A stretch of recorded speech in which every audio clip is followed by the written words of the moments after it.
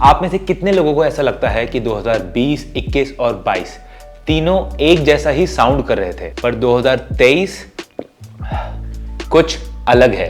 नमस्ते दोस्तों, स्वागत है आपका यश शर्मा फिटनेस पर। अपने बॉक्सिंग कंपटीशन के बाद मैंने ट्रेनिंग से 1.5 महीने का रेस्ट लिया हुआ था और फिजिक की कंडीशन कुछ इस तरह है।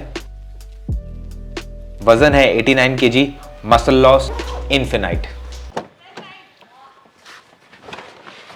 इसीलिए अगले 90 दिन हम फोकस करेंगे on physique development, body building style training, high volume और ड्रॉप सेट्स। न्यू ईयर के लिए मैं अपनी टीम के साथ क्लॉ, जो कि x Indian army special forces की एक ऑर्गेनाइजेशन है, उनके देहरादून कैंप में गया। 2023 का स्वागत हमने पुशअप्स लगाकर किया और साल के पहले दिन हमने 10 किलोमीटर का एक हाइक किया।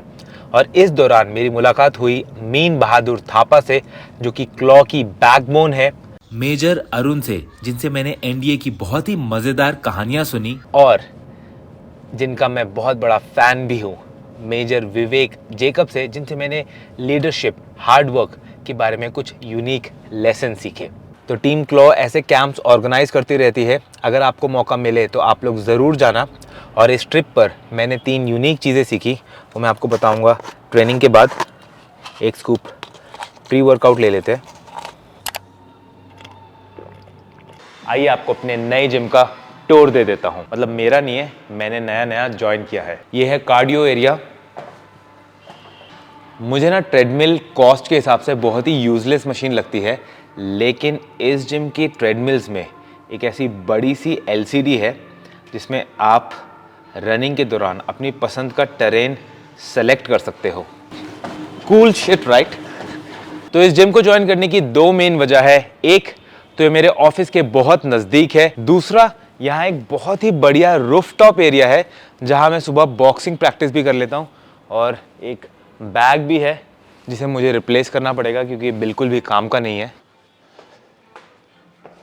और ये है वेट ट्रेनिंग एरिया, जहाँ आज हम लगाएंगे एक पुल वर्कआउट और ट्रेन करेंगे अपनी बैक, बाइसेप, ट्रैप्स और हैमस्ट्रिंग मसल्स को।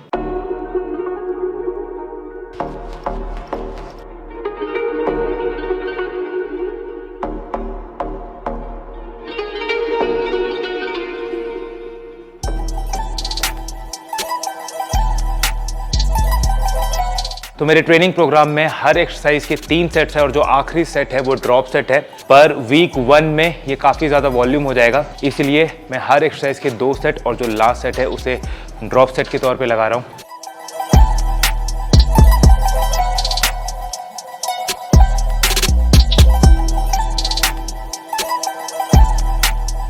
हमारी अगली एक्सरसाइज है वेटेड हिप एक्सटेंशंस, और इसे मैं बैक एक्सटेंशन इसलिए नहीं बताता क्योंकि इसमें आप अपने हिप्स को ट्रेन करते हो, ना कि अपनी लोअर बैक को। तो ग्लूट स्क्वीज करने की जरूरत है, आपको अपनी लोअर बैक को आर्च करने की जरूरत नहीं है।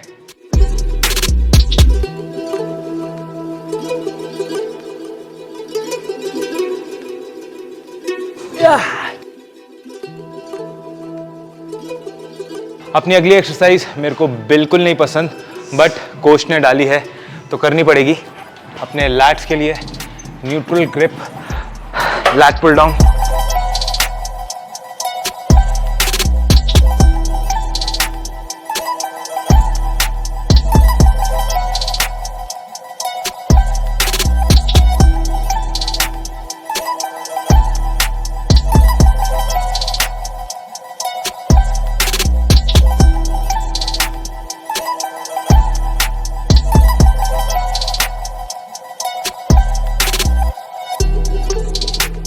अब अपनी रियर डेल्ट के लिए लगाएंगे बैंड पुल अपार्ट्स, फेलियर तक जितने रेप्स लग जाए, 20, 25, 30।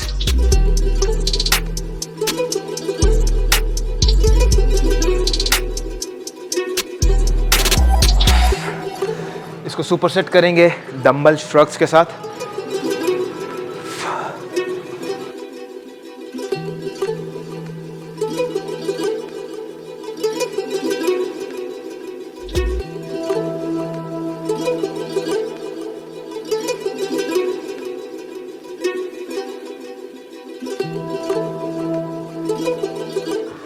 तो बहुत ही तगड़ा वर्कआउट रहा आज का। इस फोकस के साथ तो मुझे यकीन है कि अगले 90 दिनों में आपको एक बहुत ही ड्रामेटिक फिजिक में चेंज देखने को मिलेगा। तो सबसे पहली चीज़ जो मैंने टीम क्लॉ से सीखी वो ये थी कि प्यार से चीज़ें करो, हार्ड वर्क करने की ज़रूरत ही नहीं पड़ेगी। और ये चीज़ मेरे लिए काफ़ी मुश्किल था हज़म करना कि ये पैरा एसएफ के लोग बोल रहे हैं। और मैंने उनसे पूछा भी कि ये आप लोग बोल रहे हो जिन्होंने ट्रेनिंग में, सिलेक्शन प्रोसेस में इतना ज़्यादा रगड़ा झेला, इतना हार्डवर्क करा है। और उन्होंने जवाब दिया कि ये तुम्हें लगता है हमने हार्डवर्क करा, हम तो बस अपना काम कर रहे थे, मज़े कर रहे थे। और फिर उन्होंने समझाया कि जो तुम देखते हो लोगों को वो बोल रहे हैं हार्डवर्क, जैसे डेविड गॉगिन्स हो गया, वो भागते हुए बहुत सारी बातें बोलता रहता है। बाहरी दुनिया के लिए 5 किलोमीटर भागना भी बहुत मुश्किल चीज़ है, तो 100 किलोमीटर भागने को हम हार्डवर्क कहते हैं और ग्लोरीफाई करते हैं।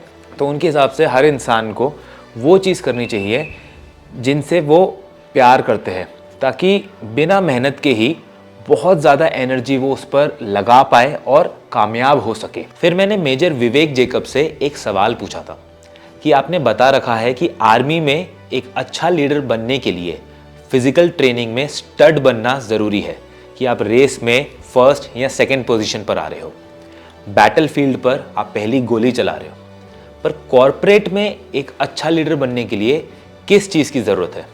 और उनका जवाब था क्लैरिटी। अगर आप चाहते हो कि आपकी टीम आपके लिए ढंग से काम करे, तो आपको उन्हें क्लियरली समझाना होगा कि आप उनसे क्या चाहते हो। और इसके लिए आपको पता होना चाहिए कि आप खुद से क्या चाहते हो। कहने को तो बहुत ही सिंपल सी एडवाइस है, पर मैंने इससे पहले ये कभी लीडरशिप लेसन्स में या किसी बुक में नहीं पढ़ी। और बात काफ़ी सही भी है। हम लोग गूगल मैप्स को फॉलो करते हैं, तो कितना इरिटेटिंग हो रहा है ना जब कभी Google map left right left U turn ऐसा घुमाता है हमें। तो वही सोचिए कि एक ऐसे लीडर को फॉलो करना कैसा लगता होगा जो खुद से क्लियर नहीं है। मैंने उनसे पूछा कि ये क्लैरिटी कैसे लेकर आए, और उनका जवाब था खुद के साथ वक्त बिताकर। दिन में कम से कम 30 मिनट निकालो एकांत में। लीडरशिप की एक और यूनिक चीज़ मैंने मेजर विवेक जेकब से ये सीखी कि अपनी टीम को प्रॉब्लम सॉल्व करने दो।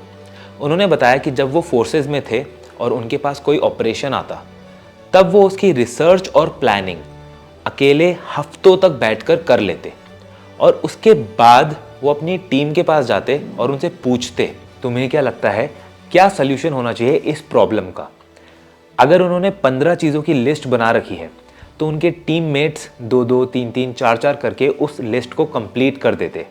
अगर कोई यूनिक सल्यूशन बताता तो वो उसे नोट डाउन कर लेते, पर वो अपनी टीम को ये कभी नहीं कहते थे कि ये तो मैंने ऑलरेडी सोच लिया। अब इससे होता क्या था कि टीम ने खुद ही प्रॉब्लम का सल्यूशन ढूंढा है।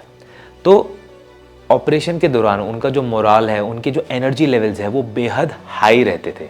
और ऐसे ही कुछ चीज़ मैंने इस बुक $1 ट्रिलियन कोच में भी पढ़ी कि गूगल में भी जो मैनेजर्स हैं वो एक सिमिलर कॉन्सेप्ट यूज़ करते हैं अपनी टीम से सॉल्यूशंस ढूंढवाने के लिए। और मैंने भी ये ट्राई करा और मैं कह सकता हूँ कि ये एक बहुत ही इफेक्टिव तरीका है। तो गाइस, ये थी हमारी आज की वीडियो। मैं उम्मीद करता हूँ आपको वीडियो देखकर मज़ा आया हो। वीडियो पसंद आई तो इसे लाइक करें, किसी एक दोस्त के साथ शेयर करें।